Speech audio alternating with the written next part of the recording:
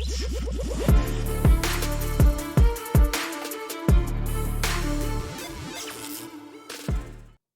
wanted to start things off with this Park Place article that I was looking over because I wouldn't have found this website if it wasn't for them. And that is restorethemagic.com. So as you know, there's also a votedisney.com, a website for shareholders so they can go over and see why they should vote for Bob Iger and the people that he's appointed to sit on his board so that Disney can go down the same tired path that they've been doing for the past couple of years, which is, of course, not making any money and losing prestige every day. They have lost their way. And I don't think people are buying their bullshit anymore. So there's a couple of interesting things on here. Nelson Peltz has a video explaining why he wants to see some change, and I thought we could listen to this together. And there's also one from the other gentleman, Jason Rasulo. So let's take a look at this one. Nelson Peltz fighting for all Disney shareholders. Let's see what he has to say. We want the very same thing that they do. Fundamentally and crudely, we want the stock to go up. It's time for the board to understand that their big board fees and management with their huge compensation owe something to us.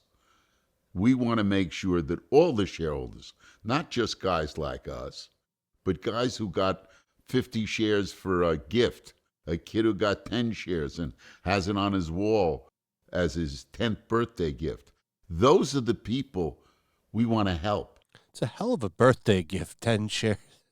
That's like, if you think about what that stock used to be worth, right? That's a hell of a gift. I'm just going to say. We want to make sure that this company finally performs. It's been mistreated for a very long time, and that needs to change. Absolutely. Been mistreated for years. With this push for DEI and ESG, Disney has ran themselves into the ground. There's been a lot that's been exposed about what's going on with Disney. Film Threat's been doing a great job with these articles they've been putting out, going over like the hiring practices and stuff like that, and what they're looking for. They've had a lot of leakers come out and expose a lot of shit that's been going on at Disney. I really need to do some videos on that stuff, or at least a live stream. But here's the other one from Jason. Let's take a look at what he has to say. So they have all of these bios telling you who they are. He, of course, is a former CFO of Disney, which is what makes his bid very, very interesting. Now, of course, him and Nelson are both a part of Trian, which is a investment group. But of course, Bob likes to focus on activist investor, which is totally different from a, blue-haired pig activist. He's trying to make them sound one and the same, which they're not. They're completely different. But let's listen to what he has to say. I thought his video was pretty interesting as well. I think some of the most important things to focus on at the Walt Disney Company are, first and foremost, creative content. Something's broken in the creation of creative content. I think from the very start, back in the 30s, when Walt created the first feature animated film, it started the Disney flywheel. In fact, Walt invented the Disney flywheel, that you could take something that pleased people in a movie theater, make it into consumer products, ultimately put it into Disneyland as rides and attractions. Animation is so key to the Walt Disney Company, so key to the success and the running of the flywheel. Absolutely.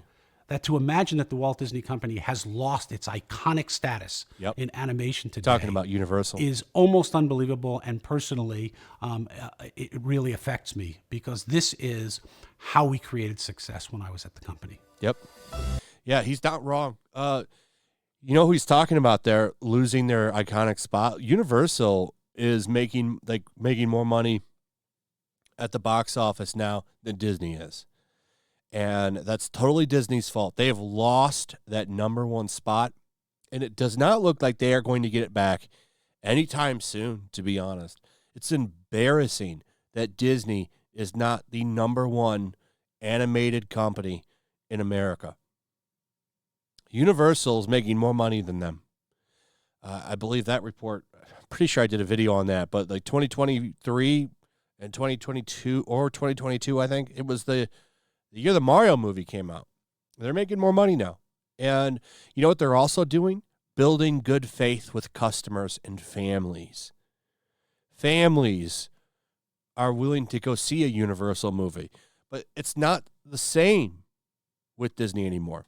You really have to kind of do some research with a Disney movie to see, well, is this something I can take my children to?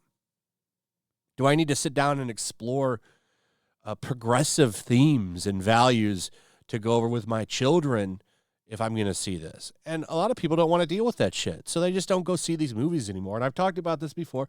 Disney movies used to be an event. It used to be something your family and perhaps even extended family or friends of your own children would go. Like, oh, let's get everybody together and go to the theaters to see a Disney movie. It was an event.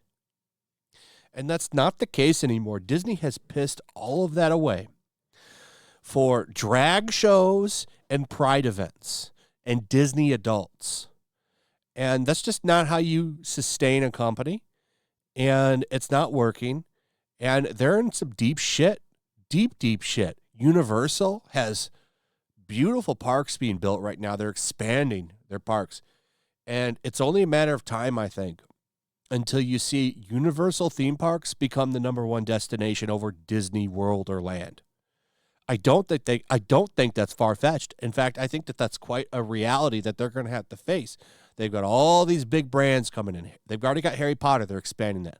They've already got Mario. They're expanding that. Now there's going to be a Nintendo World. There's going to be a Donkey Kong thing, I believe. There's going to be a Zelda park. Like, they have all these big, culturally relevant brands. Disney doesn't have that much culture. What do they have anymore besides, like, Marvel and Star Wars? Two brands that are rapidly sinking, by the way. They used to have Mickey Mouse and all of that, but they don't even do anything with those characters anymore. What do they do with them anymore? Nothing. So I'm really looking forward to this vote, and I believe it's coming up in the next month or so.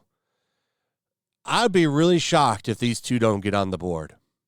Really, really shocked if they don't make it. They got a lot of good stuff on this website, going over what they want to do and what they would do if they get on there. And, we'll see.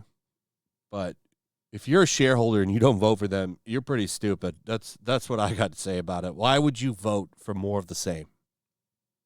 Why would you vote for more of the same? Because that's all these people are. They don't have invested interest. A lot of the people on the board don't have any interest anymore. A lot of them sold a lot of their shit off.